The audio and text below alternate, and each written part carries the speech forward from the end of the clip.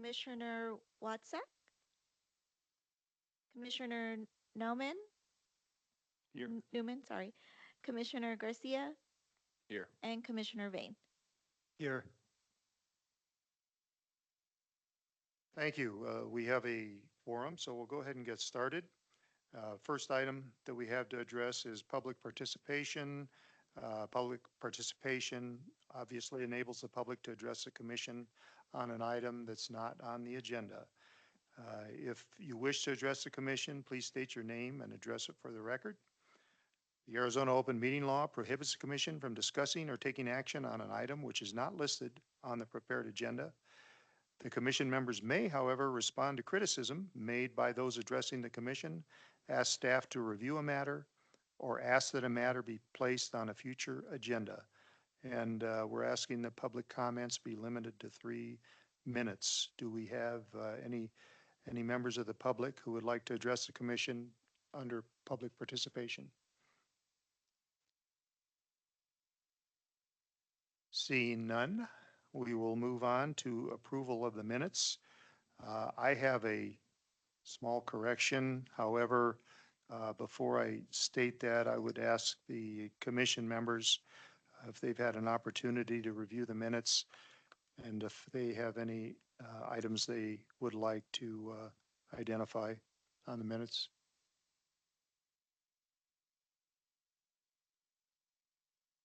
I have one. Go ahead. Okay.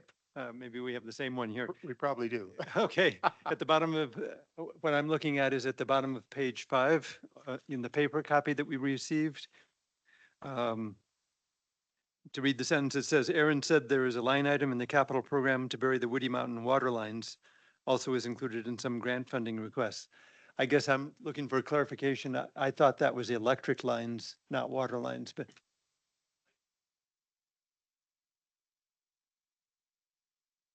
Okay, Marion, do you see where I'm reading?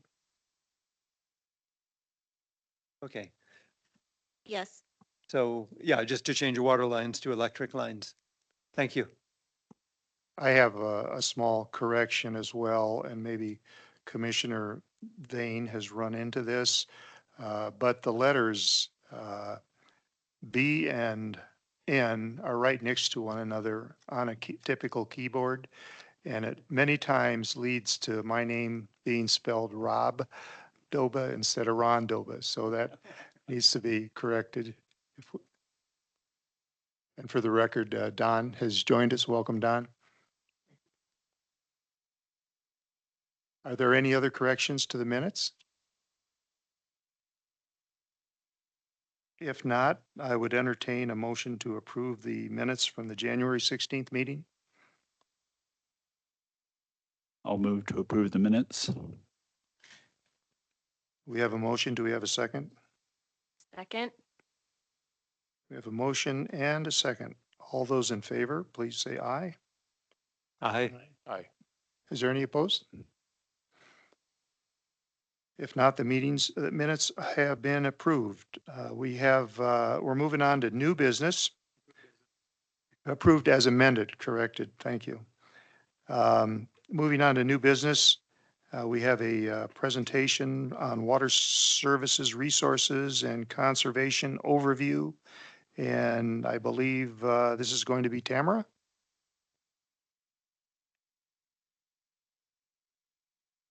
No, you're going to come up right away. Afternoon, Commissioners. Tamara Elsa, Water Conservation Program Manager. So this is a preview of a presentation that we are giving to City Council for next week. So we're looking to hear kind of comments, any like suggestions for improving it for next week.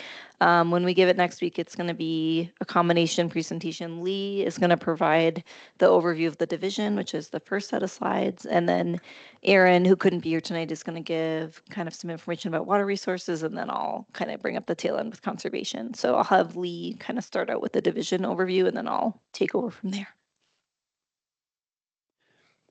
Hi, Water Commission. Welcome. Thank you for having us. As this is kind of a not really a practice run, but we're going to be giving this to council next week. Feel free to just interject anytime you feel like I should add something or delete something from the presentation, and I'll just make note. make it fairly informal if that's okay with you. All right, here we go. Water services, water resources, and conservation update. Water services overview. Water services consists of 6 sections currently. We have field operations. They're in control. That's run by Patrick O'Connor, and that is the distribution and collection systems. Plant operations. That's drinking water and wastewater, and SCADA is thrown in there. Stormwater, headed by Ed Schenk. Engineering, headed by Mac McNamara. Regulatory compliance, headed by Jolene Hayes. And resource management, which is led by Aaron Young. Overarching responsibilities of water services in Flagstaff are to provide drinking water, to provide wastewater services, and stormwater services. Start with field operations. Patrick O'Connor, he runs 2 separate crews, 3 if you count the stormwater maintenance crew. Water distribution, he delivers water from the sources to the customers. As this is the Water Commission, and many of you probably have a background in water, some of this might be pretty easy to understand. If it's too simple, let me know. I was aiming for new council members who maybe don't have much background in the water industry. So water distribution delivers water from sources to customers. There's 450 miles of water mains, 281 miles of sewer mains. I need to make note there and change that over to the next one. And they are on call 24/7, 365 days a year to respond to any kind of water-related emergencies, whether it's a leak coming out of somebody's meter, whether it's a geyser coming out of a main in the middle of the road. They will be there in due time. Wastewater collections collects used water from the customers and conveys it to treatment plants. This consists of the collection system consists of sewer pipes, manholes, etc.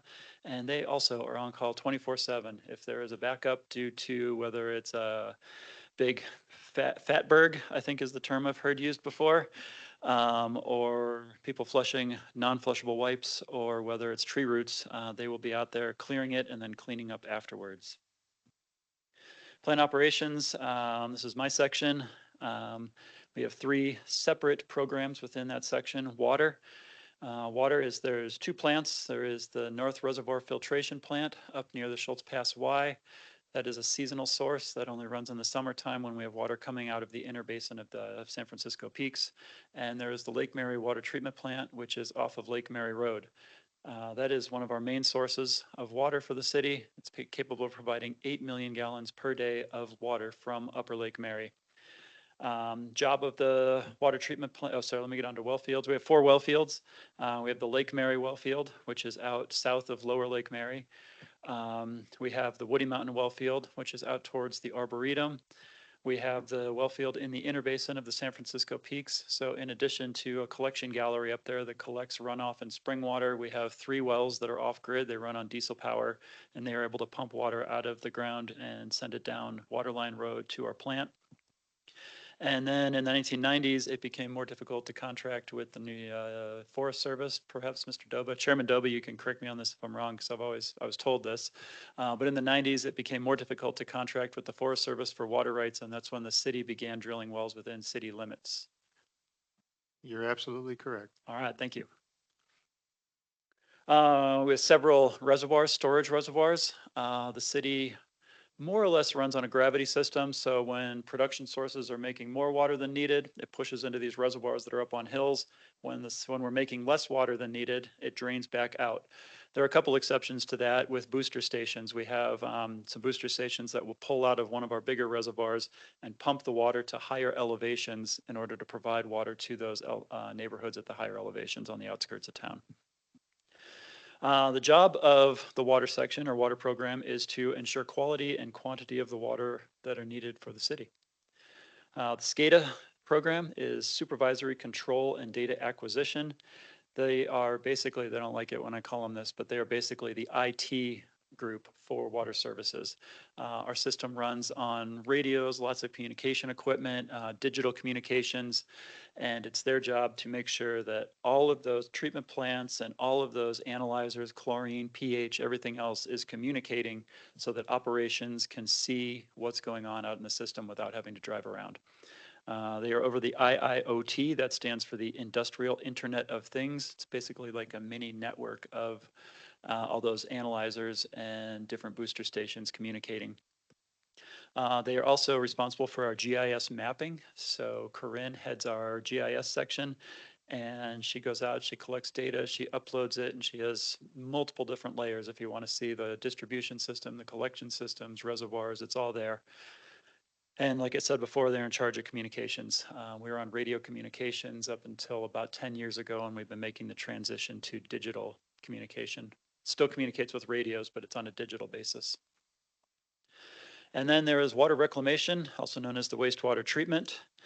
There are two separate plants. They treat sewage to state and federal standards. They turn the water, liquid part of that, into A+ reclaim water. And then they have a separate solids handling stream where they deal with the solids, goes through digestion, and then they spread it on the DLD currently. Any questions on any operations? Yes, Commissioner Bills. Regarding water supply, municipal water supply, how often does the city blend water resources, and what are the main reasons for it? So just a quick clarification, by blending, you mean like lake water with well water? Lake well water with well water, interbasin water. Yeah, so constantly is as an answer to your question. The Lake Mary Water Treatment Plant pumps water out of Upper Lake Mary and treats it through the treatment train. And then the Lower Lake Mary well field comes in a separate pipe to that same plant where it receives chlorination, and those two blend before they go into the distribution system. So I guess more specifically, is there ever a need to blend water from different sources to modify the water chemistry so it meets ADEQ water quality standards? Not currently. All of our sources meet water quality standards as they're put into the distributions or as they come from the sources. So kind of a quick background is the surface water from Lake Mary. It's fairly dirty, probably has a few pathogens in it. It goes through a very extensive treatment process before it is put into the system. All of our wells basically just are pumped out of the ground, run through a sand separator, chlorinated, and then put into the system. So there's not a whole lot of treatment necessary. Thank you. Yeah, you're welcome. Oh, yes. I just had feedback if you want it, to go back to the, so my brain, it works, do this what you will, with this part maybe first. You're producing the water and then you're gonna distribute it. That's just for me, that's just Okay. me. And then maybe no acronyms, or if you do, spell it out. Spell it out. Okay. And then reclaimed water instead of reclaim water, perhaps, Okay. just keeping consistent. So, just Okay, got it. Thank you. my little thoughts. Switch. Slide. And on the distribution slide, did you have, so one more back? Collects Yeah, water. I need to move the 281 miles of sewer mines. Oh, no, over. that's great. I was just curious about reclaimed pipes. Does that come later? I don't have anything in. That's a good feedback also. So under distribution, add something about reclaimed pipes. Yeah, thanks. Okay.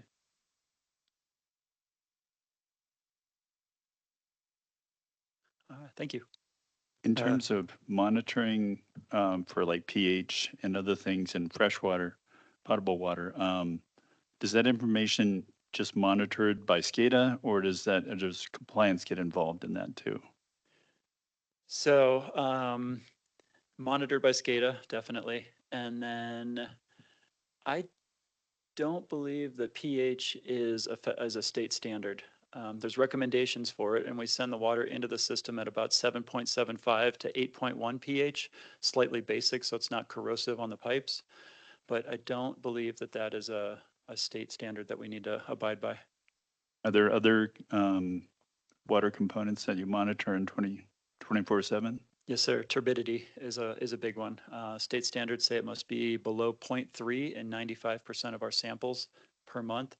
And the SCADA system is set up so that it is continuously monitoring the turbidity of the surface water. Well water, we don't have to monitor for turbidity, but the surface water has the standards. And SCADA system is set up so that if it sees surface water coming through the filters at 0.3 or higher, it immediately shuts off the wet well pumps, the pumps that pump it into kind of a step before the distribution system, and turns it out and discharges it so that it doesn't go into the drinking water.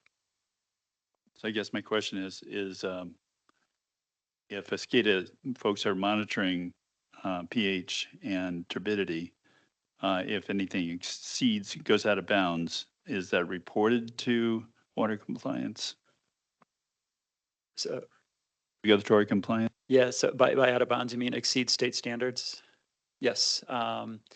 If there is any kind of an incident where turbidity exceeds that 0.3, even if those wet well pumps shut off, the compliance section comes in and they look at our trends. Everything is trended on the SCADA, on the computers, so you can see if there was an event leading up to it, and then they decide whether it needs to be reported to ADEQ. And in general, they're pretty cautious. They always send it off to ADEQ, say this happened. We just wanted to let you know there was no violation. Just, I would be wary of any low pHs in terms of effect on the distribution system. So that's why I ask. Very much so, and I agree with you also. Nobody, not to use them as an example, they've been beat up enough, but nobody wants a Flint, Michigan in Flagstaff. Yeah. Fortunately, we have no lead components that we know of in our distribution system. Yes, sir. A quick question, since you're going through kind of a summary of facilities, I have noticed, and I'm sure many other people have, that there are two facilities that I believe are water related. One close to the Oldham Trail, just north of the pipeline, the gas pipeline, Yes. north of Buffalo Park. Mhm. It's, there's no description. It's a mystery to me exactly what it is. A similar kind of facility just east of the Fat Man's Loop area. Yeah, so if you're looking at Google Earth, it looks like a UFO landed, perhaps. There's a Exactly. little wooden shack. Those are underground reservoirs. So the one that's off of the Oldham Trail on the west side of that kind of south flank of Eldon is Paradise Tank. It has a capacity of, I'm going to mix the two up right now because I'm on the spot. One has 2.5 million and the other has 5 million. And the other one on the other side is called Christmas Tree because it's right by the Christmas Tree neighborhood. And I believe that's the 5 million gallon tank on the east side, and the 2.5 million is the one on the west side. Interesting. Okay. Big mystery solved for me. Thank you. You're welcome. Yeah, if you want a little further information, we pump up to Paradise Tank with a booster station. Christmas Tree just floats on system storage. Lee, a number of years ago, we also had to annually come up with a consumer confidence report that was available to all of our customers. And we had to identify in that report any instances of any violations that we had throughout the year. I presume that's still in place? Yeah, our compliance section still produces that report, and it used to come out with your water bill once a year. I think it's maybe just online now, and there's a reference to it in the bill just saying where you can access it, but maybe it is still a paper copy. Okay, thank you. All right. Any further questions? All right, here we go. Stormwater is run by Ed Schenk. I'm anticipating a question, Haley, Commissioner Haley, about the order of things. So maybe I'll move wastewater in and then I'll do stormwater after that. Anyway, stormwater, Ed Schenk is the section director, and the purpose of the stormwater section is to maintain the drainages that run through the city. So they go out and they have a crew that clears any kind of debris or any kind of brush that has grown in there. And they maintain the storm sewer system. They construct, they improve, and they maintain infrastructure. They do code enforcement, so making sure that properties, new developments are built to code so that they drain properly, so they're not causing flooding within that development or anywhere adjacent to that property by shunting the water off of the new development into older ones. And they have a lot of overlap with county and the United States Forest Service lately with the post-fire flooding that's been going on. They've been working with county and Forest Service using grant money to upgrade and build detention basins and those drainages that come out of the Forest Service and flow through our city. Any questions on that one? Okay, here we go. Engineering section headed by Mac McNamara. Their job is to design and construct.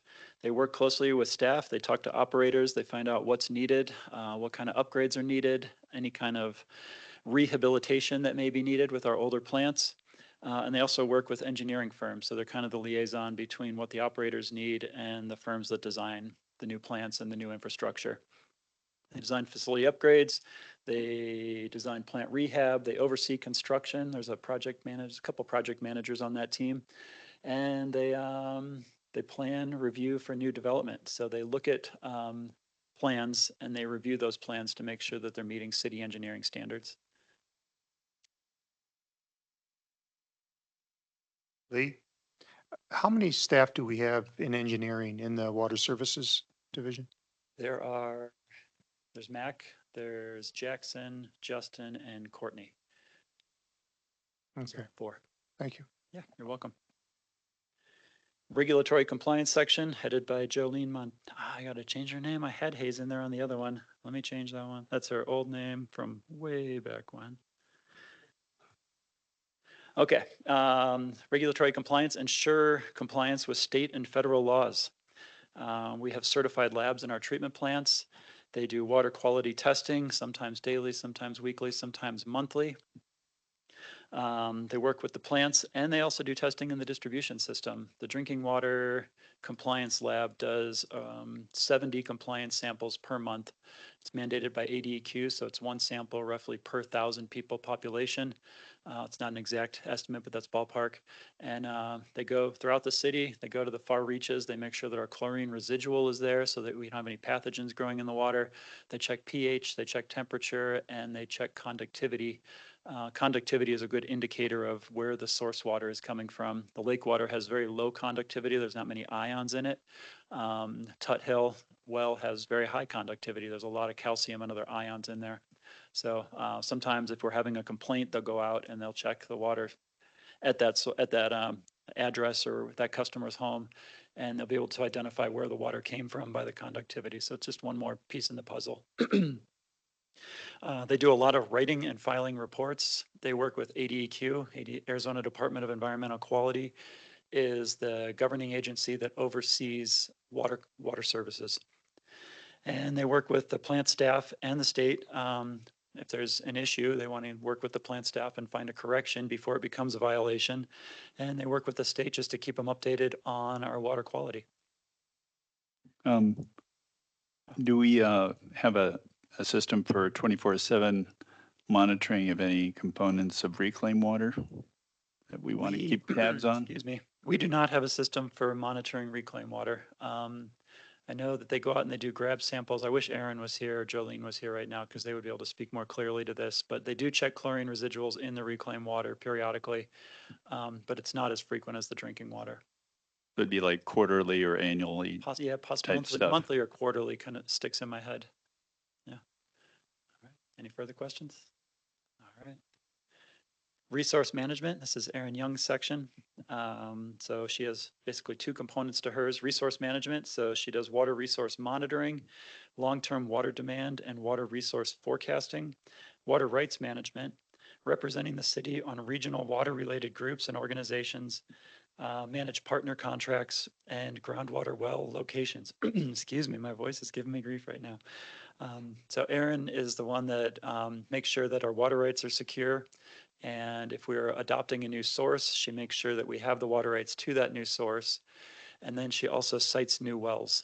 So it works with the hydrogeologist to find places that might be the best spot to drill a new well.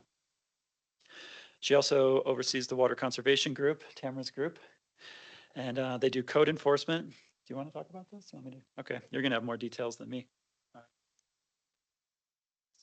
Lee, just before you leave resource management, the bullet that says manage partner contracts, what kinds of partners would be involved in that? I will have to follow up with you on that one. I'm sorry Erin can't be here tonight. No, I did ask her that question earlier because I wanted to quick review her slides. She mentioned like contracts with the Forest Service, with USGS, any contracts like for well drilling, that kind of thing.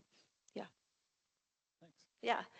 Yeah, and then I'll kind of get into more detail on conservation in the following slides. But for example, we do code enforcement, so that's enforcing the water conservation ordinance. We all year round, we can monitor leaks, and if we see that a leak is not being maintained, we can essentially tell people that they have a certain number of days to fix it, or we will fine them. So that's one of the things we do for code enforcement. And then during the summer months, we enforce the watering schedule, so ensuring that people are not watering between the hours of 9 a.m. and 5 p.m., and that they are doing every other day watering. They also can't water at all on Mondays. And then we continue to do leaks during the summer months as well. And then, we obviously have a lot of community partners. So we work on conservation and efficiency efforts. We also represent the city on various regional water related groups and organizations. And then the kind of contracts that we manage would be, for example, we have one with Project Wet that helps us with our school outreach. We also have a contract right now for non-revenue water auditing with Kavanaugh. They're helping us kind of improve our procedure for making sure that we're kind of checking that lost and unaccounted for water every year.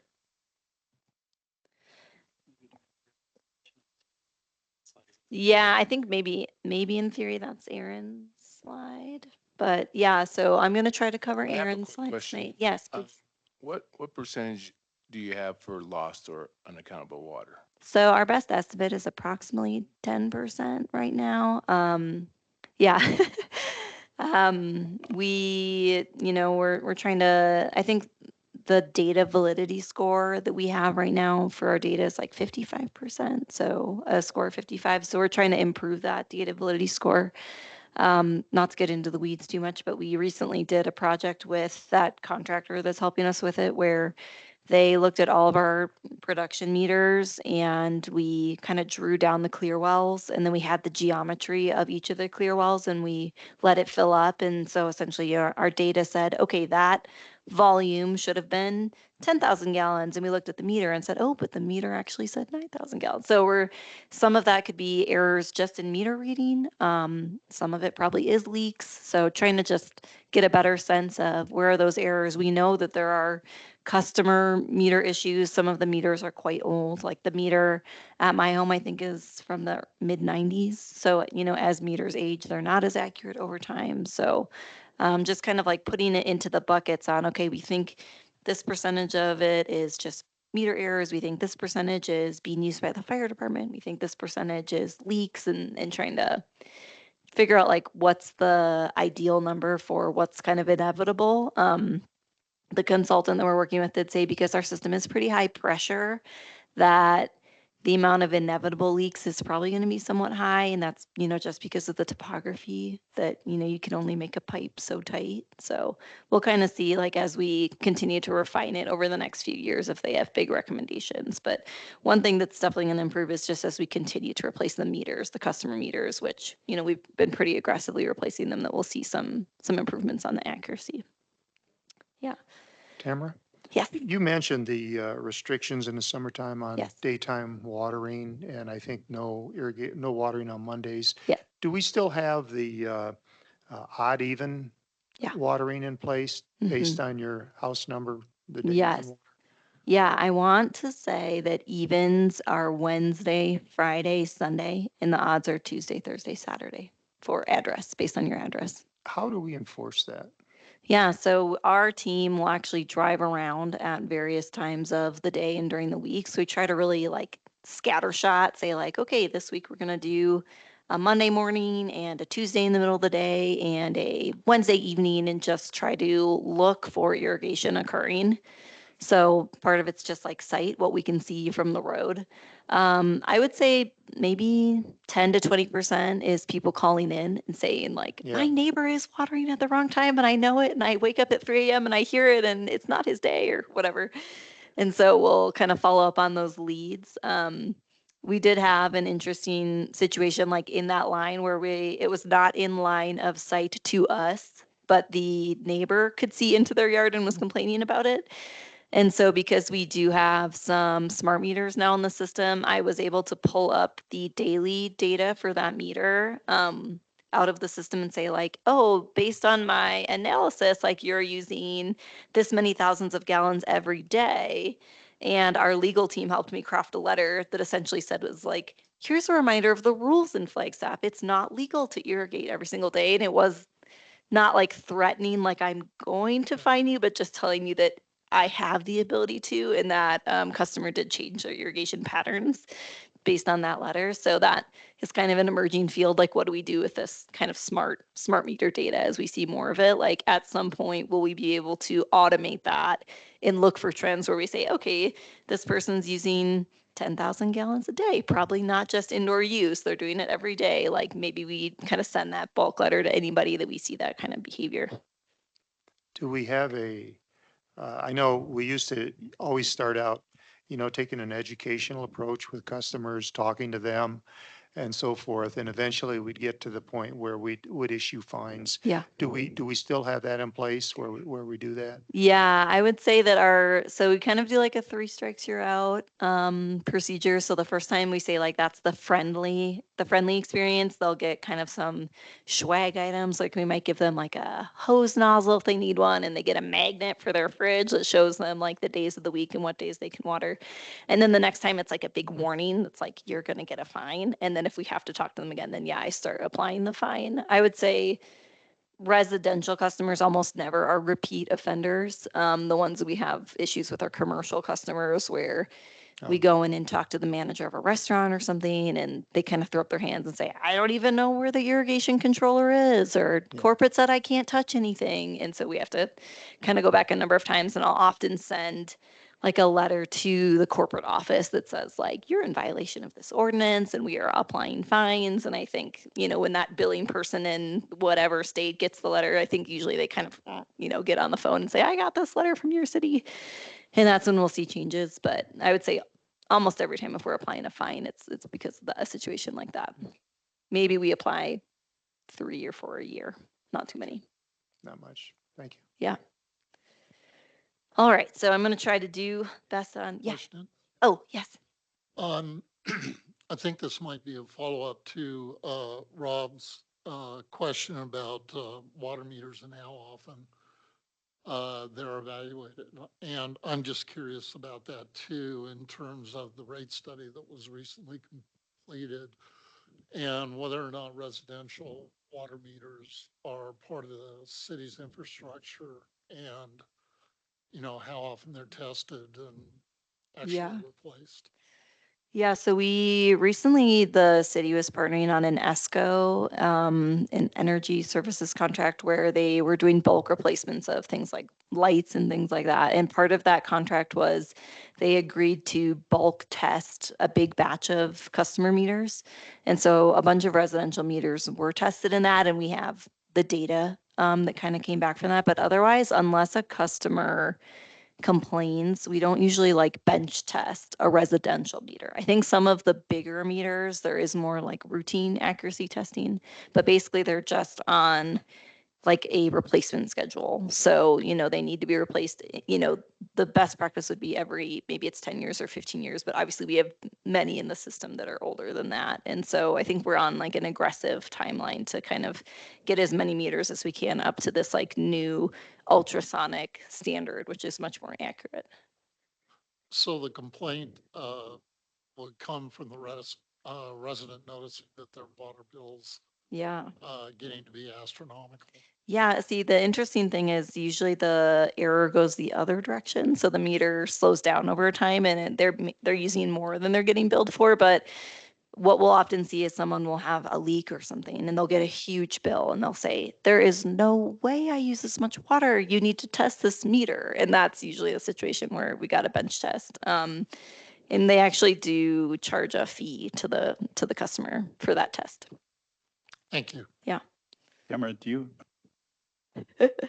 you have like a target to reduce the 10% down to 5% in 10 years or 20 years or? Yeah, so I think at the end of this like 3-phase non-revenue audit contract that we have, where we're kind of like improving the validity, I think the goal is for the consultant to come back and say like, best case scenario, based on the pressures in your system, this is the best you can do. And they'll probably have like, here's the most cost-effective way to get there. But we're not gonna come out the bat and make a 5%, goal yet until we hear if it's even reasonable. The other thing was, with regard to, say you have a truck driving around to just see who is watering at the wrong time. Yeah. Before you, in, check with the owner or contact them, do you make sure that that system doesn't have a well, like a lot of Coconino Estate Yeah. homes and other homes? So do you have a list of those so they don't bother those people? Yeah, so Corinne's team, when we were talking about SCADA and GIS, so they essentially built us an app that we use in the field, and that app has a little symbol for every house that we know has a well. Last summer, we actually sent out a letter to everyone in that neighborhood and said, you got, yeah, and said, we really need you to register your well because otherwise we roll up and it's not in our data, right? And they'll say, but I have a well. And we'll say, well, we don't have any record of it. And it creates like a awkward situation for us. So yeah. The other thing is when you see illegal watering going on, do you check their water bill first? If they have a meter that can tell you day by day what the, use is before you go Sometimes. contact the homeowner?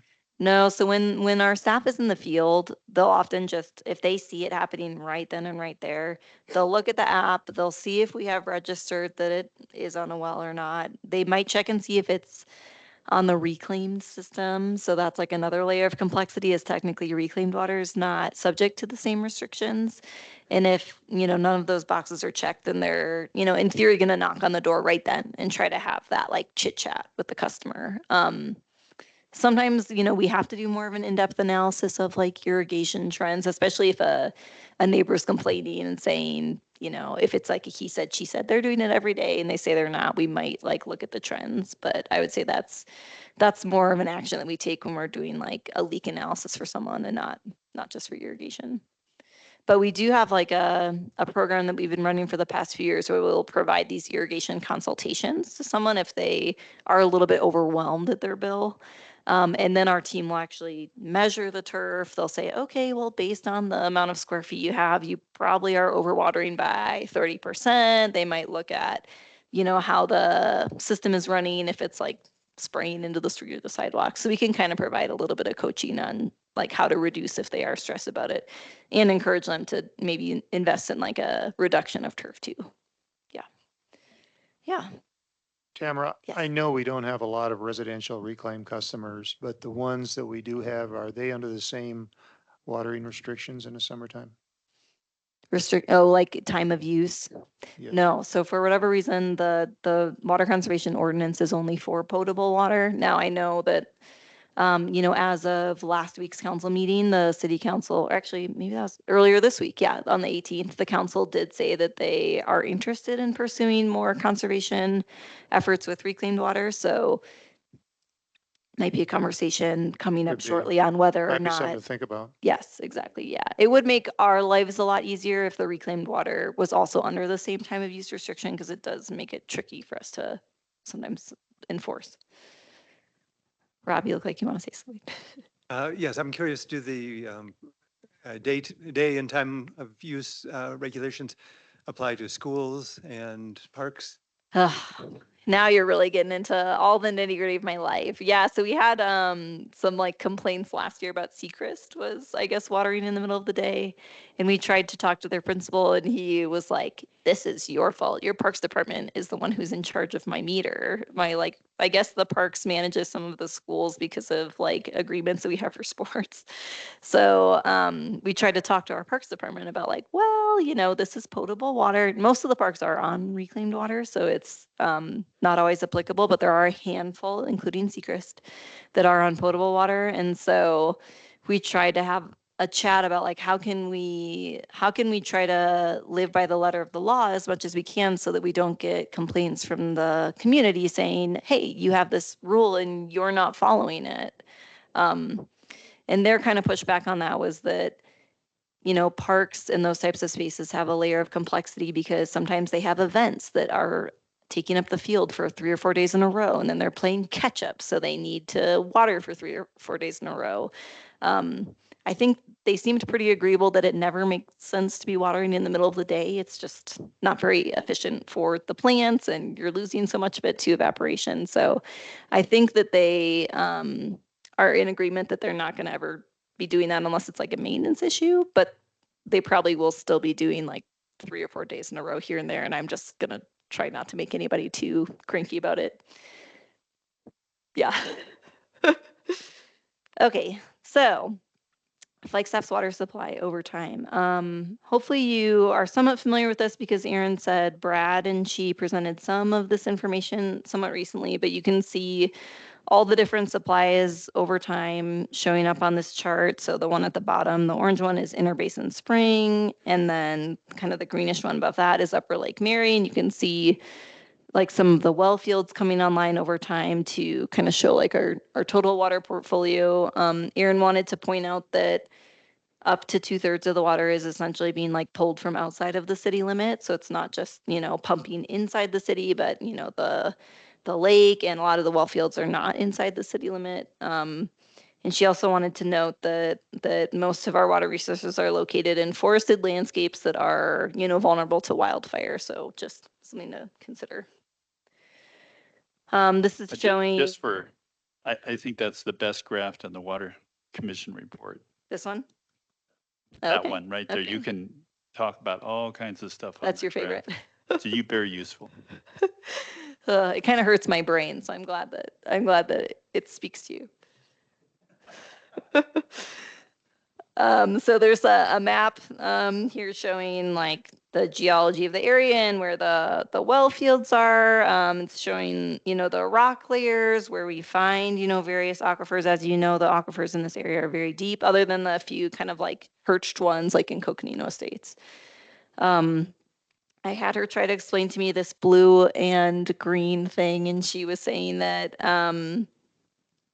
basically this resistivity shows you where you might find water resources based on some type of equipment that does this. See, when I took geology in college, I took all the classes about dinosaur fossils. I really should go back in time and tell myself to do more hydrogeology, but it is what it is. So if you have questions about these, please ask Aaron. Yeah. Just comment about that, green and blue plot. Yes. I've been in Flagstaff long enough that I remember hearing from the hydrologists on the city staff, the way they sited wells in Lake Mary and Woody Mountain was they drove around the area, and if they found a spot that they thought would be a good place to drill a well, they'd throw a beer can out the window to mark the spot.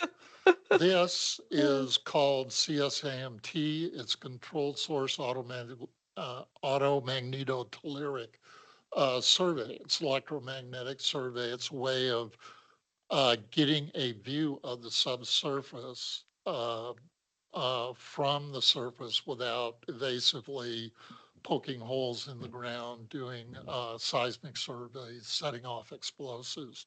And it does do a very good job of delineating fracture zones, and fracture zones are where uh, most of the water in the regional flow system, the Coconino Sandstone Aquifer, the Sea Aquifer, is moving through the Flagstaff area in usable quantities, or what the city would consider usable quantities. Yeah. So you're saying that our methodology's improved over the beer can method? A ton. Awesome. That's great to hear.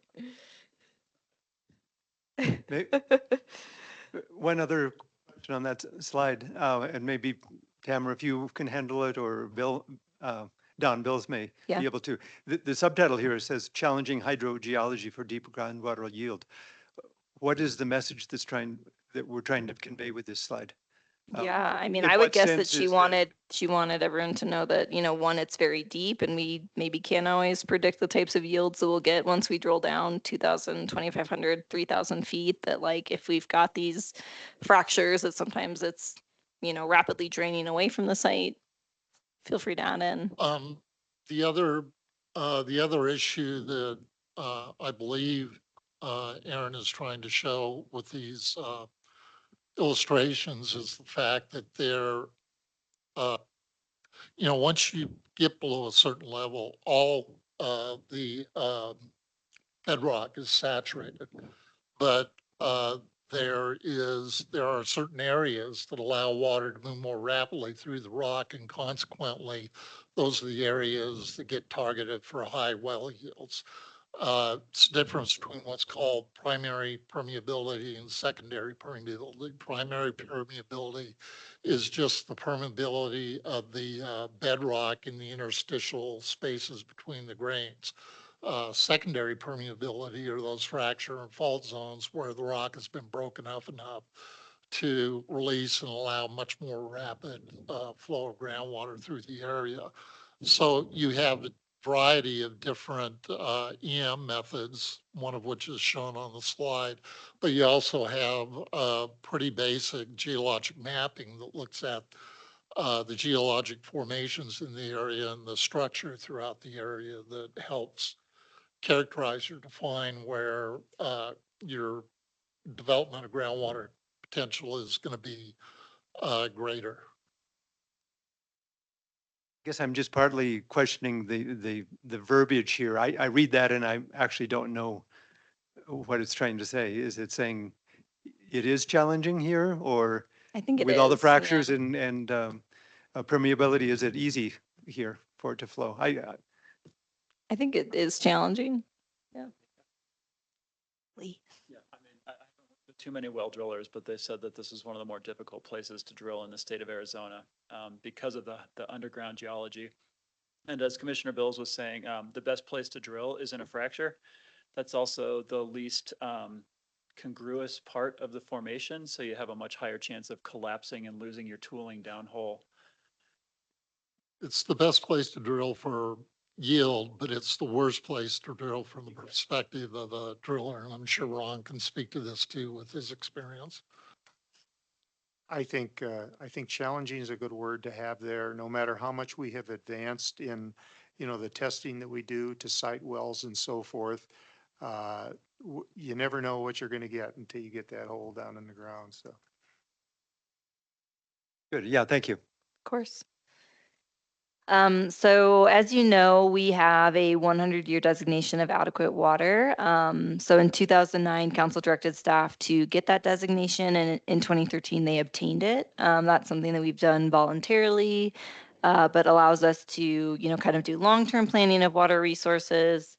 We use the voter adopted regional plan to do that planning, so we know, which parcels are slated to become eventual neighborhoods and which ones might be commercial parks, and we can use averages on, the types of needs for those user groups to say, this is what we're probably going to need in 20 years, 30 years, 40 years.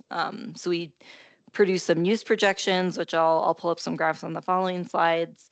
Erin also does groundwater monitoring. So there's monitoring wells where she can see, is the aquifer getting lower over time? I know for whatever reason, the Lake Mary well field tends to be dropping at a more rapid pace than some of the other well fields. So just kind of keeping an eye on that and seeing how that changes our decisions about how we manage water.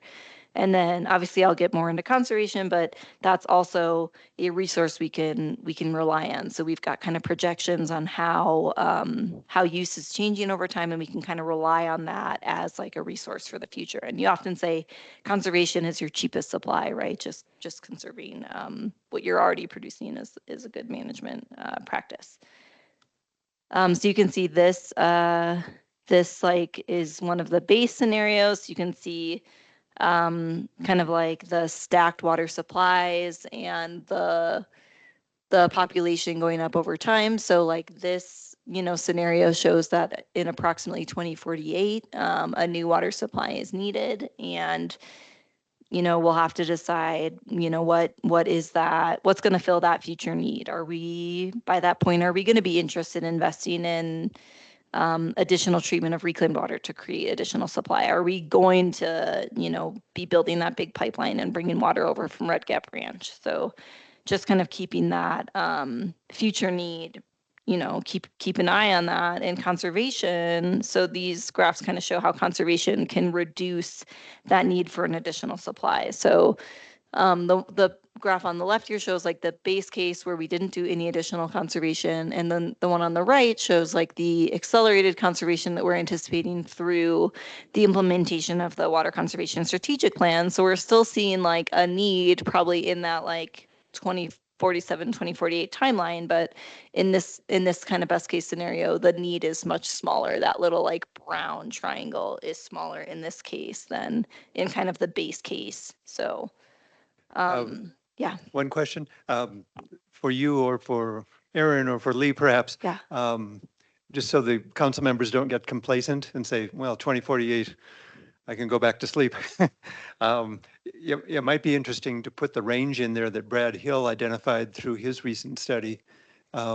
Just say, 2048 is our prime estimate or a baseline estimate, but there are scenarios where this moves, and you could speak briefly to the cases that Brad spoke of. Okay. Yeah, that makes sense. Sounds good. So moving into just talking about, the water conservation strategic plan. So, our goal is essentially to decrease an additional 20 gallons per person per day over the next 20 years, down to a total of 80 gallons per person per day. It's now kind of hovering like low 90s. There's a picture here of a recent award we got with EPA Water Sense. We got a Partner of the Year award, which is awesome. Hopefully, the EPA Water Sense program continues to exist. Let's see. So just showing this is that GPCD trend line over time. So you can see kind of like it hit its peak in the late 80s at 186 gallons per person per day. This is for all uses. So not just residential, but commercial, everything is combined and divided by the total population. And now we're, like I said, we're hovering at like our best estimate for 2024 is like 89. So we've seen like this significant decline. This could be, some of that is that we do have a very aggressive water conservation program. Also, plumbing standards nationwide have improved a lot over time. So that makes a big difference. We have more aggressive plumbing standards here than the rest of the state or the country. So kind of lots of things coming together. Flagstaff also does tend to be more of a like progressive community where people are kind of environmentally motivated. I also think it's fair to point out that we don't really have agriculture. So I think that can like, throw a wrench into the works for communities that are growing a lot of food, that they've got these like big uses. Tamara, oh, yeah. sorry. Go ahead, John. Could you go? Yeah. The trend, the bar charts match the trend pretty closely, except there's a period there in the late 1990s, early 2000s, where there's a fairly significant dip, followed by a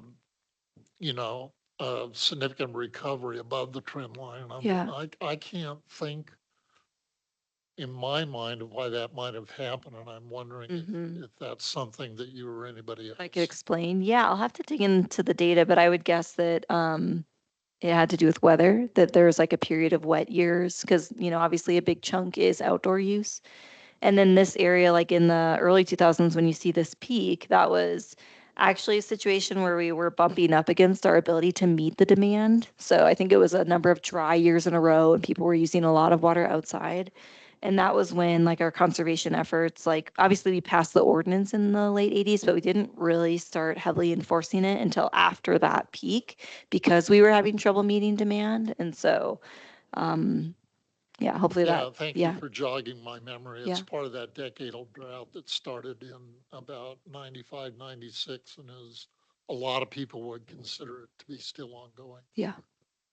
But yeah. Tamara, I think this would be, you might want to have some statistics on similar cities to Flagstaff as a comparison for the city councils so they know where we fit in the grand scheme of things. Like on the gallons per person per day. Okay, Yeah. that's a good idea. Tamara, as I recall, when the city went to an inverted block rate structure, we saw a big dip Oh. in water consumption as well. I don't remember what year that was, Okay. but I remember going to it and seeing the impact on. That on makes water sense. use. Okay. So that might have been when they introduced like the tiers, like residential tiers in that. Yeah. Also, I always think it's an impactful, the other cross line of population growth, if you wanted to overlay that, just to Yeah, show that we true. can grow and use less. per Yeah. person. Yeah, for sure. Yeah, it's we've been holding like the total water production like pretty flat, even though the population has continued to grow. So that's been cool. Yeah, you could add it right to the graph. Just put annotation on there. Pop it That'd in be there. great. Yeah. Yeah. Just slide it in. Okay, we'll do. So just like this is, mostly for the benefit of people that are kind of new to the commission and the council, but I mentioned that we've had this ordinance in place since the late 80s. And since approximately 2003 is when they really like started bringing staff on board to kind of aggressively enforce the ordinance. They also used to have So right now, like our baseline scenario is the every other day watering, but there used to be one above that, which is like business as normal, and they didn't do it. So the every other day watering used to be like once things start to look like they're really dry or we're having issues meeting demand, that they would enact that. And when they needed to, in the early 2000s, people were really confused. They're like, well, what do you mean every other day? It was very perplexing. And so they said, let's make that like the base case. We'll always do that. And then we have other ways we can curtail use as needed. So that was kind of like all in this 2002, 2003 timeline. And then in the last 5 years, we passed the 2020 strategic plan. So we did this very extensive public outreach process from around 2018 to 2020 and looked at all different ways that we could continue to conserve in Flagstaff and got public input and did like a cost benefit analysis of those actions. Council weighed in, we kind of picked like our best ones, and then we've been enacting that since 2020. So there was like a little bit of a lull right after the plan was passed because of the pandemic. But like over the last 4-ish years, we've retrofitted over 1,000 toilets. We've distributed, at least 4,000 aerators into the community. Those are like a faucet device that adds bubbles so that you can reduce the total volume that's coming out. We've distributed 3,400 shower heads. We've provided 725 rain barrels. That's an initiative that we partner with Joycone to make those barrels out of they're like mostly old soy lecithin barrels from ice cream cone manufacturing, and there's a team of volunteers that helps with those. We've done 90 commercial consultations, so that's going into a business and analyzing like all of their fixtures and providing recommendations. Oftentimes they'll move forward with rebates.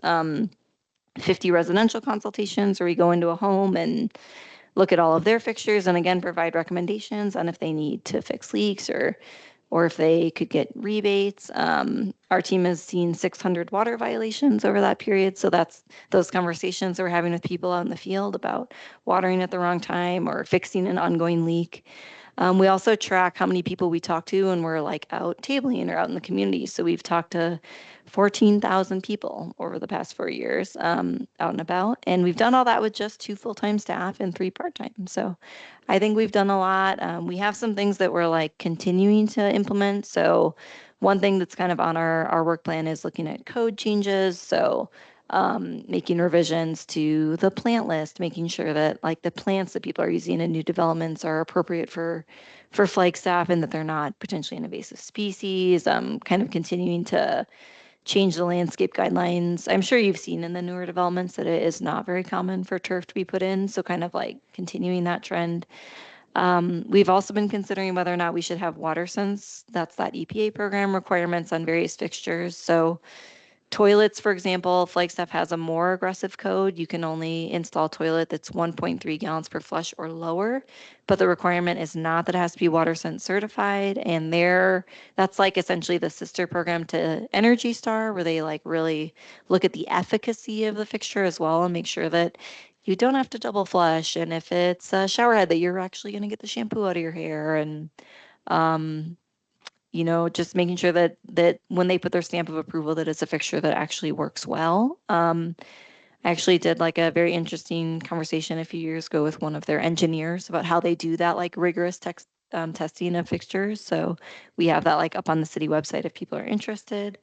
We're just like in the very tail end of getting like the procurement process done for implementing this grant funded program for income qualified homeowners that they could get free leak repairs and also some free water efficient fixtures. So that's like going to launch in the next month or two.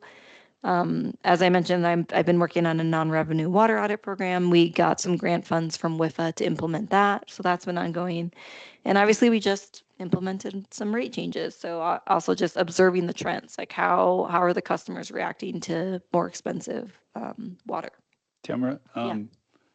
since we have a proliferation of vacation rentals and Yeah. second homes, and I'm mentioning if they have landscaping, a lot of that's timed and with nobody monitoring it.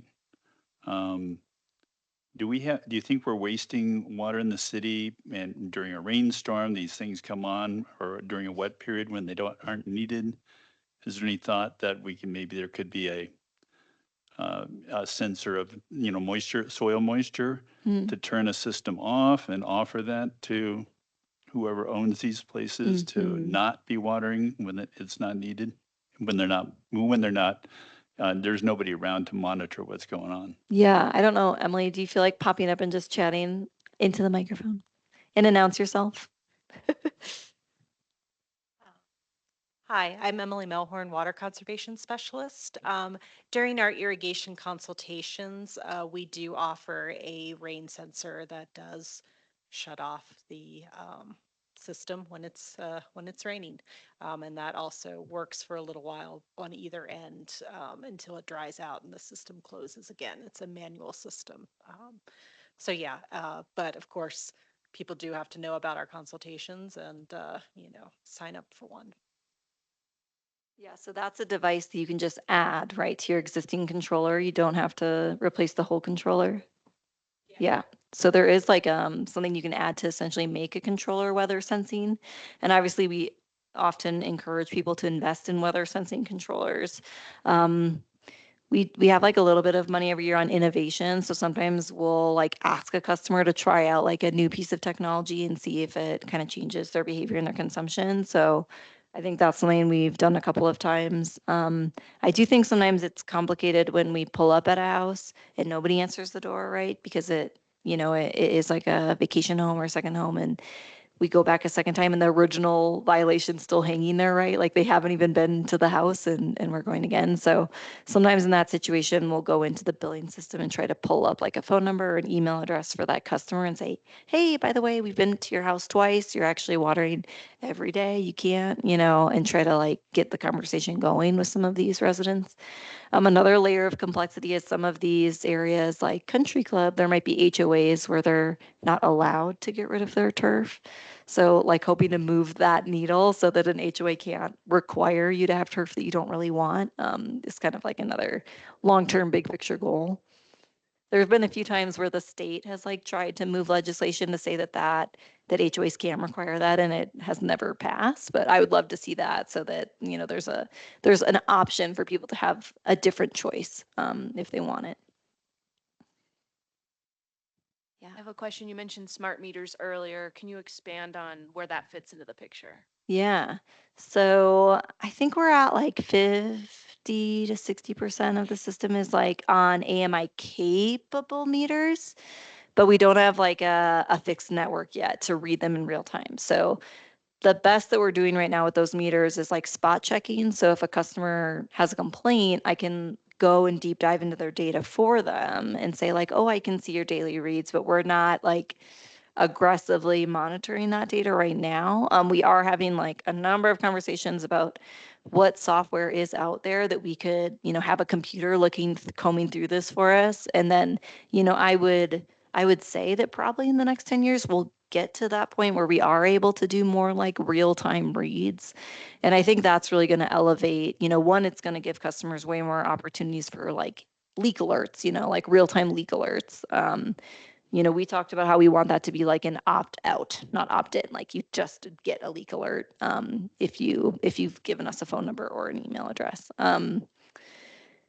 I mean, I think for enforcement too, that's going to change things a lot. Like we'll be able to see they are irrigating every day because like the system will just give me an alert. So we'll probably have to have conversations about what does that mean then? Like what legally can we do if we see it in the data, but we can't see it from the street? So I think we're kind of chipping away at it. Like I said, a lot of the meters like can do it. We just have to get to that next step of like, how do we in real time access that data? Like, do we invest in like cellular, mobile data or what?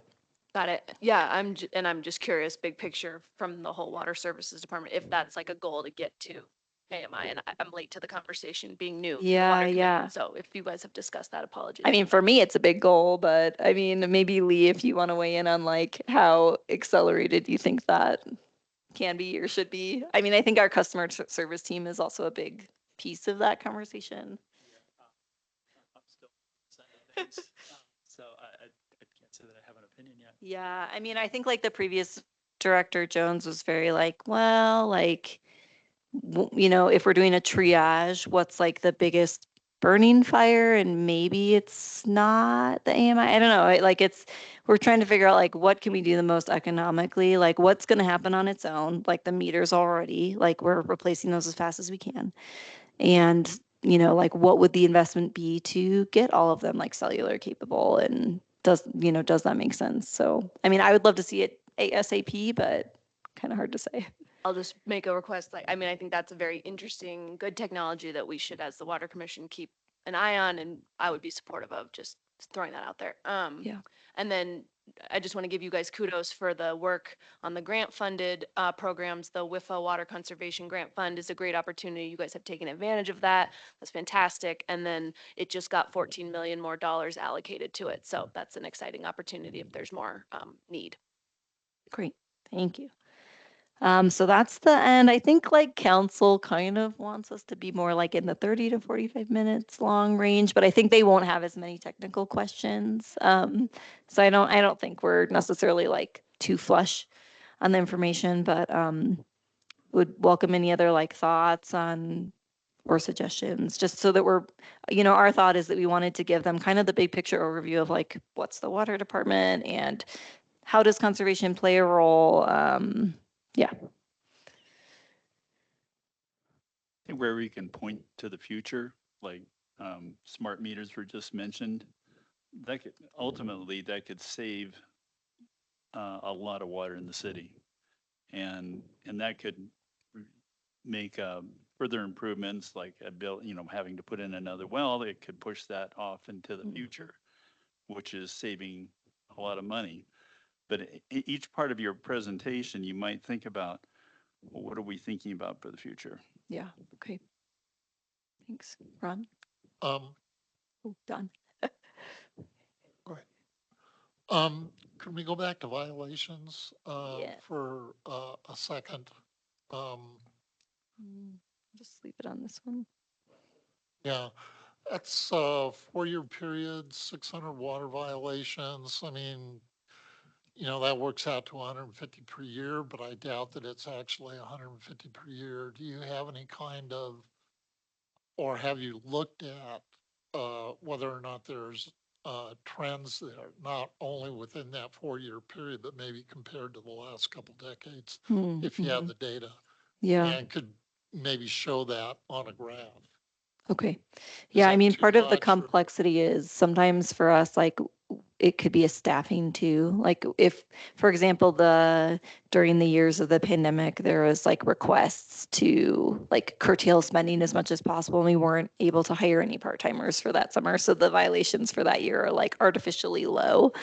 So I would say like in a good year, we often will have like 200 plus interactions. But I wouldn't say that the trend right now is like based on weather or something like that. It's usually been based on like what can our staff accomplish.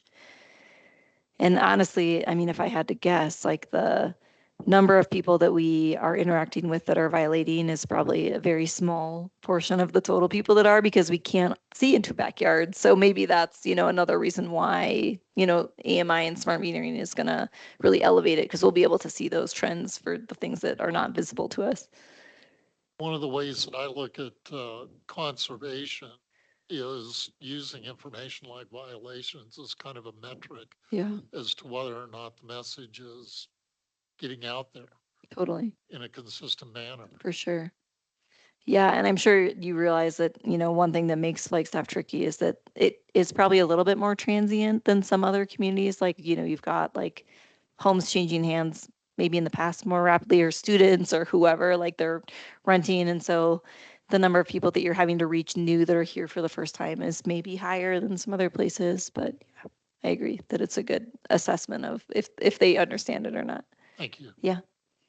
Tamara, those 600 water violations, those are not all that involve fines, are they? No, Yeah, no. that- Yeah, so that's like every single interaction that we Everyone. tracked in Okay. our GIS. Yeah, and we could break it down, like we have graphs on this percent is Monday violations, this percent is middle of the day violations, this percent is wrong day per address violations. Another thing I wanted to mention, and you may be aware of it with regards to the code, there is a bill, and I can't recall the number, it's either a Senate bill or a House bill, that is in the legislature right now that would require water smart, uh, all fixtures to meet water smart, water sense, Yeah, water sense requirements. yeah.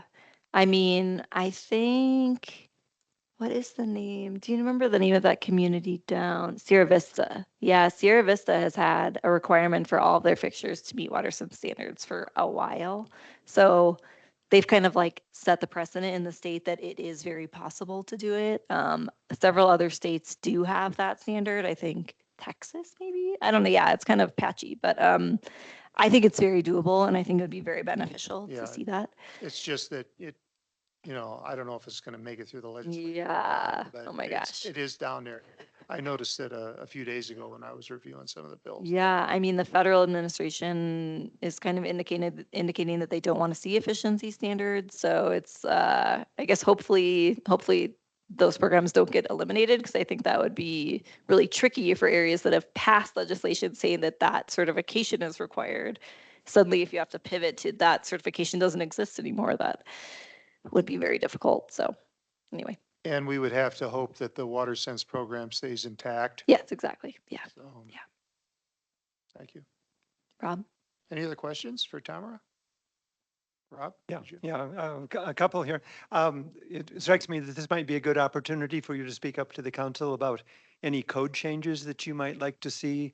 I've lost track. I don't, as an example, one, I don't know whether we have it or not, but it would be individual metering on multifamily Sure. dwellings and so Yeah. forth. The notion being, greater incentive for conservation if Mhm. your your uh, your household is metered. Um, Maybe you can bring me up to date. Do we have a code on that topic? On metering for like commercial strip malls, that kind of thing. Well, or no, I was thinking of multifamily dwellings. Oh, There may be, multifam- 6 apartments or something in a Mhm. building and individually metering those so that, I don't think there is a code. I did recently like check the data to see how many multifamily units are currently individually metered. So that was kind of an interesting exercise just to see who has voluntarily made the investment. Like there was one, I think it's like that big apartment complex that's kind of like to the west of Sawmill. Every single unit has its own meter. So there's like 200 meters on one property. That's like an extreme example, but I would say it's pretty patchy. yeah. I would guess the sense of the Water Commission would be, it would be desirable, certainly from a conservation point of view, to actually enact that in a code. Yeah, I So mean, again, this, like for future developments, especially, that's an easy time to like, yeah, invest in meters. yeah, so Yeah. again, you don't have that many opportunities in front of council, and this might be a good time to Yeah. raise that. Okay. A second one, are there any, looking across the country, are there any model cities that are kind of aspirational cases that, have models of some things above and beyond what we've anticipated doing? I know Las Vegas has been touted often for very progressive policies on water conservation, but Yeah, I did list on this slide that we were considering like whether or not it makes sense to invest in water sense requirements. And I think there are a number of cities and states that have done that. So I could probably just list those off here as like examples of places that have done it. But I mean, someone else said maybe we should just look at GPCD too. So I'll try to cross-reference that and see if they're doing better or worse. a third one, since it's fresh in their minds, they had the reclaimed discussion recently and expressed the desire to kind of extend conservation efforts to reclaimed. You might have top of mind for yourself to say, what that program might look like and whether any of those steps would require code changes for you to actually Yes. act on them. Being on the reclaimed committee, I hadn't been aware of previously, but I hadn't realized there were standards in the valley that had been developed for golf courses with the help of ADWR, Arizona Department of Water Resources and so forth. And it, when that was brought up in the Reclaimed Water Committee, I don't think any of the golf courses knew where they stood Huh. relative to those kinds of Okay. standards.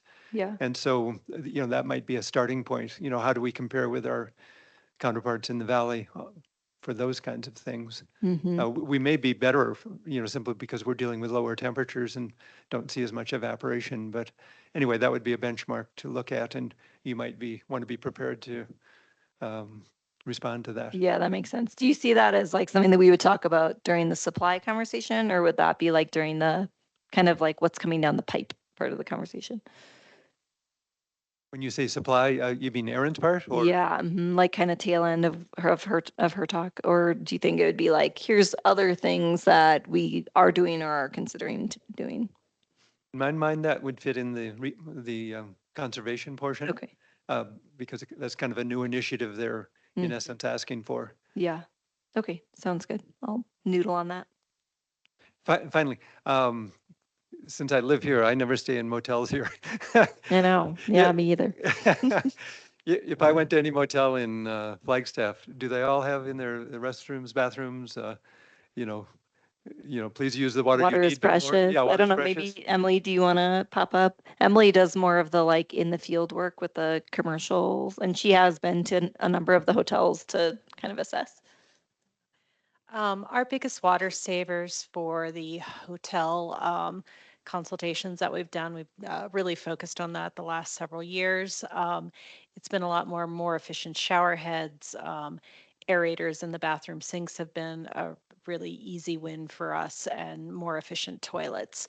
The behavioral changes, it's a little bit harder for people who are just coming through for a day, and basically trying to sustain that, as customers change out for them, day after day, has been more of a challenge. So we've focused a lot more on fixture upgrades, and not that people can just do whatever they want, but, there's a less impact there by having more efficient fixtures. Yeah, I just wondered if motel owners are amenable to having a, unobtrusive sign in their bathroom saying, give it some thought. I'm sure they would love it, but yeah, there's also a lot of branding. They're, a franchise of a hotel chain, and they have different brand standards that they have to follow. I do feel like a lot of the chains now just standard will say like, put the towel on the floor if you want it replaced, but leave it on the bar if you're gonna reuse it. That's been sort of nationally implemented. Yeah. But yeah, I also have not been in too many of the local, to see if they're like aggressively pushing that messaging. Or Emily, Yeah.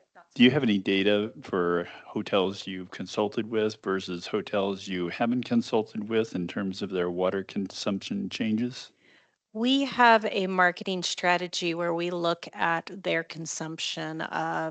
We were looking at pre-pandemic, and we knew what fixtures they currently had, and we had projected both financial and water savings in, thousands of gallons by making certain upgrades. For the consultations we've had, we have not yet gone back and seen, all right, what was the actual savings by making that change? But we do it as a marketing technique to incentivize them to make the switch.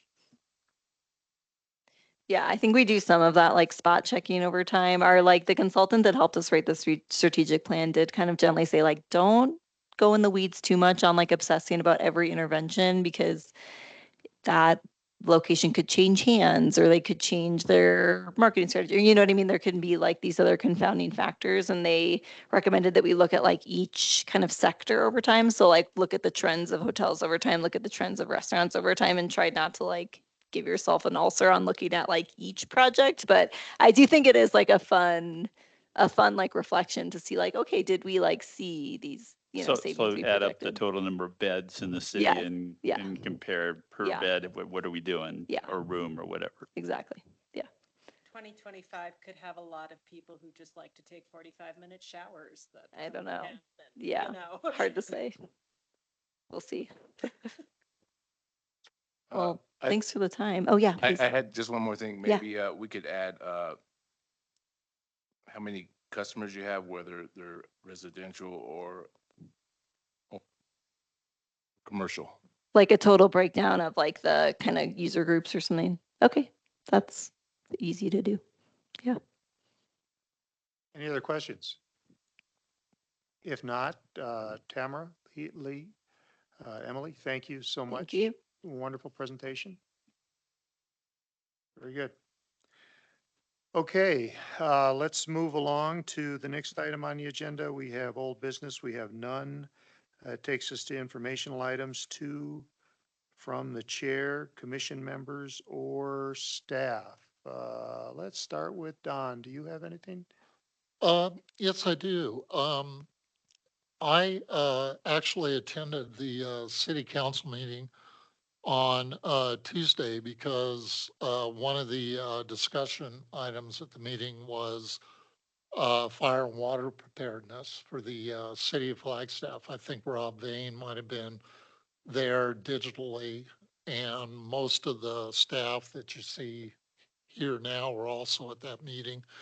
And I took some notes, and for the benefit of the commissioners, I'll go ahead and pass these around. I don't want to spend a whole lot of time talking about them. There's just a few items that I wanted to highlight because they're more specifically related to water, and I'm wondering if we might be able to get some response from the city staff.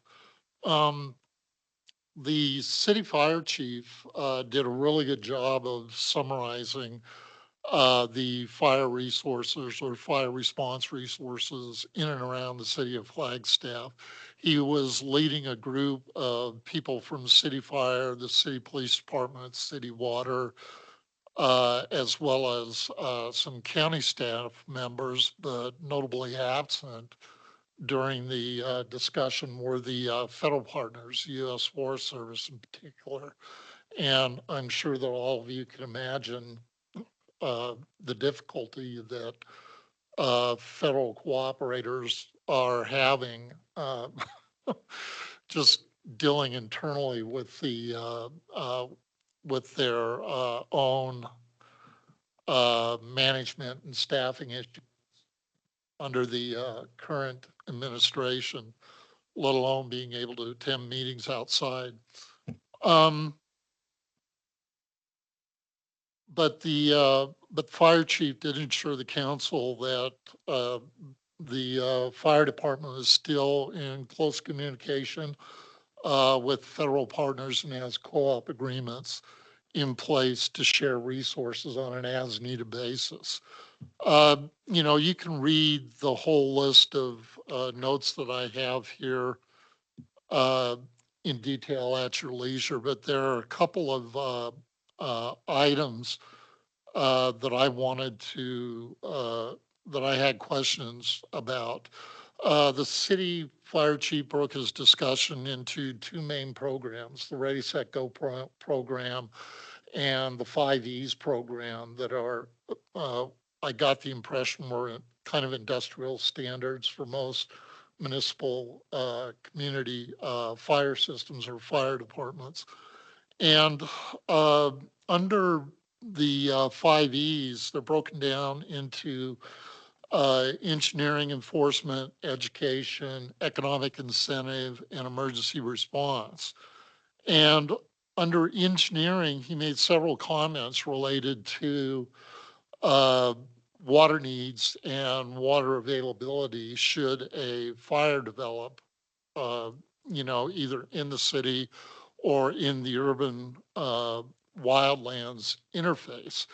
And he commented that the water need for the fire department is 21 million gallons in storage. He indicated about 1.8 times peak daily demand, but he didn't indicate how long that need was, uh, you know, whether there was a time period that that need was related to, whether it was just a couple days, a week, or longer. And I'm sure it depends on a number of variables, not the least of which is the intensity, severity of the fire. But related that, he indicated that the all of the hydrants in the city are rated and tested to 1,000 gallons a minute. The industrial or the state standard is 250 gallons a minute. And the question that occurred to me is that if there is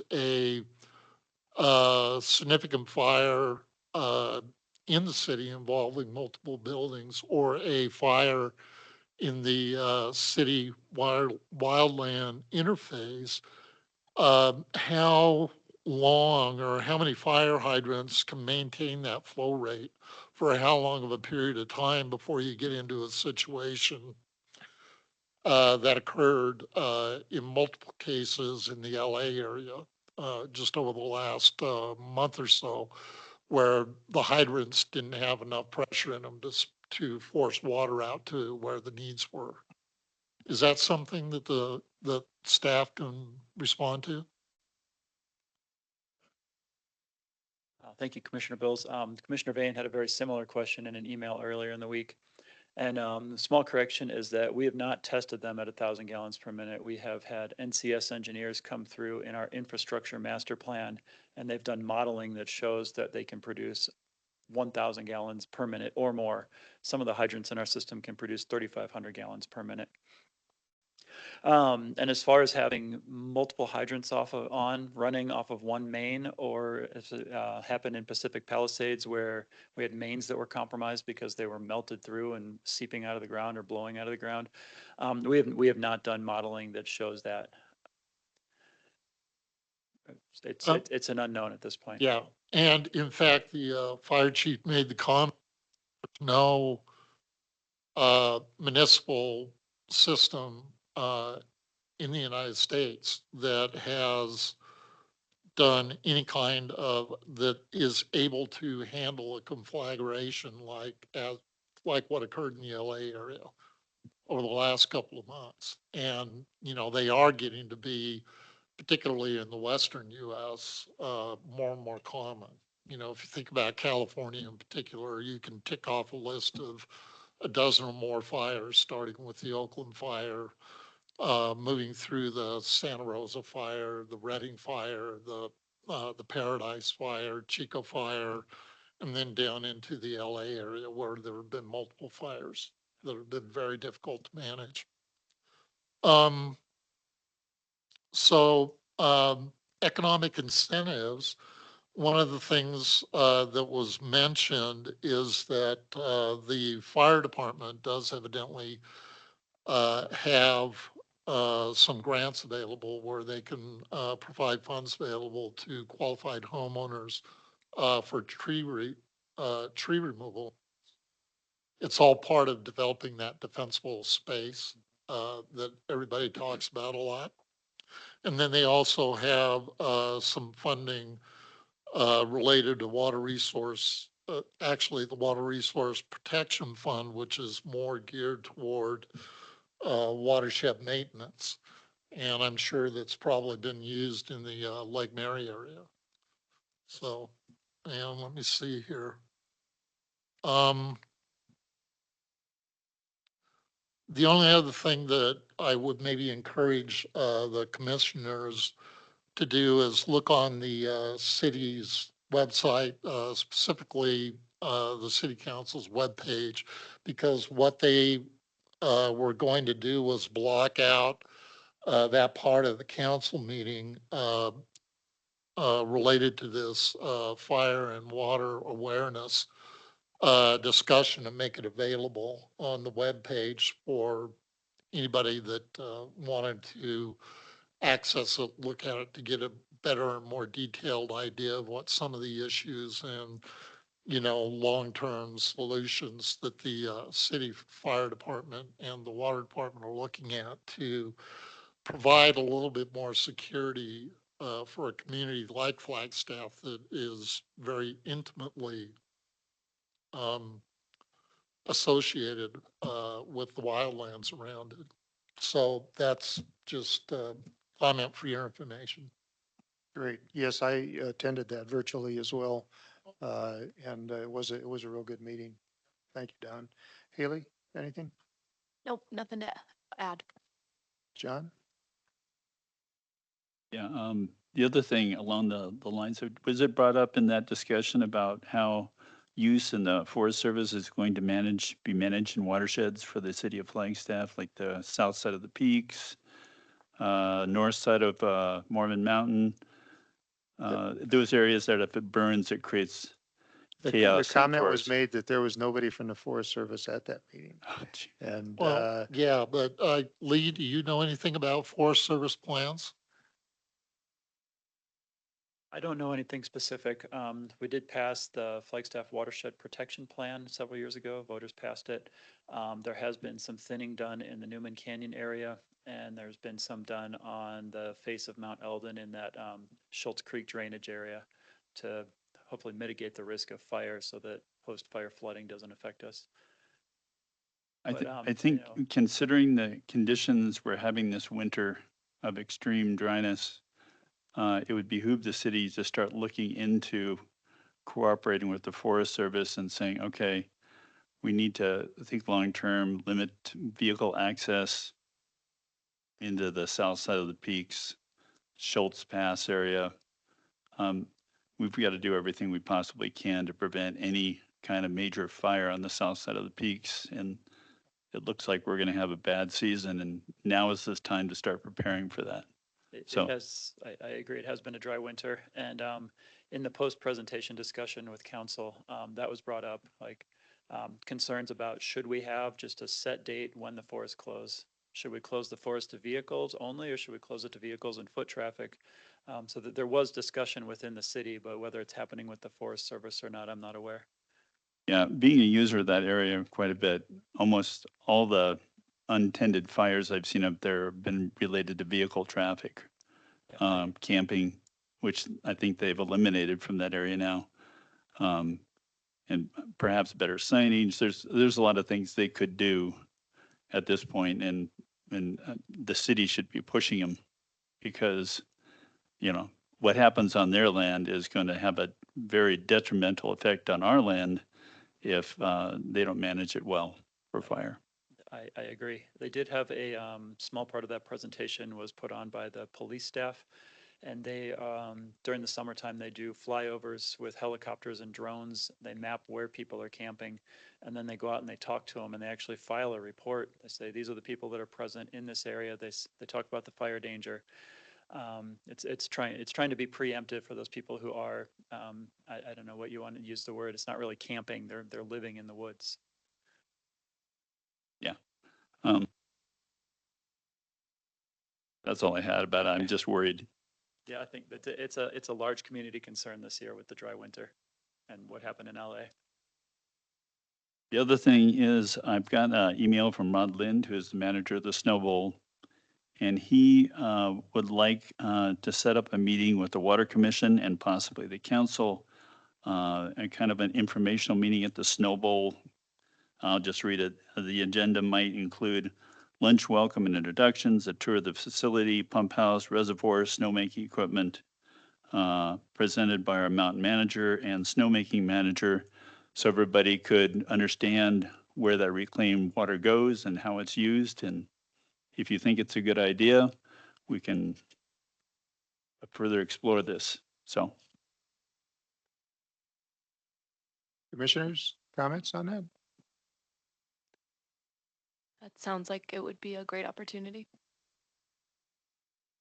Did he have anything in mind, like a weekend day, or how did he didn't, envision I structuring just, this? you know, he just mentioned it briefly to me. We're working on something else. It's just something he would like the council and the water commission to understand how things work.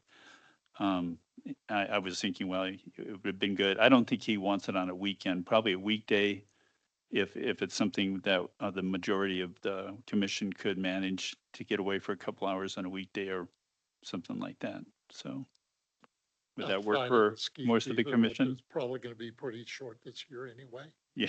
I Yeah, don't maybe know. it could be Yeah. a weekend if it's, as you say, after the ski season is finished. After the ski season, for sure. Yeah. Um, Yes, I'd be Is interested. everybody on Yeah. board with that? If that's the case, do you want to get back to them and say the commission's amenable to it? I can touch base with Councilmember Sweet, and she can find out if the council would like to join in on it, and we'll just kind of we'll dig into it a little deeper tell them we're interested, and let me see what I can find out from Councilmember Sweet. She might have a view on whether a weekday or weekend would Yes. get the most coverage, but All right. Okay.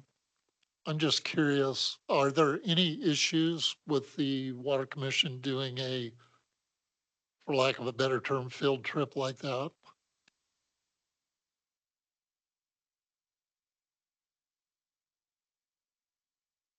As long as there's no discussion on any topics, I mean, we give the commissioners and council tours of our plants, wastewater plants, water plants, so. Okay, thank you. We used to do it once a year. The Water Commission would go up to, well, not to the Snow Bowl, but to the inner basin of the peaks, basically. And that was, yeah, that was a good tour as well. They take that tour every fall. Yeah, yeah. I'm pro field trip, so yes. Rob, did you have anything? just a real quick follow-up on the hydrant discussion. Lee, do you know whether the capacity to serve multiple hydrants is more limited by pumping capacity, or is it by the diameter of the main pipes? So is it pipe size limited or pump capacity limited? It is pipe size capacity limited.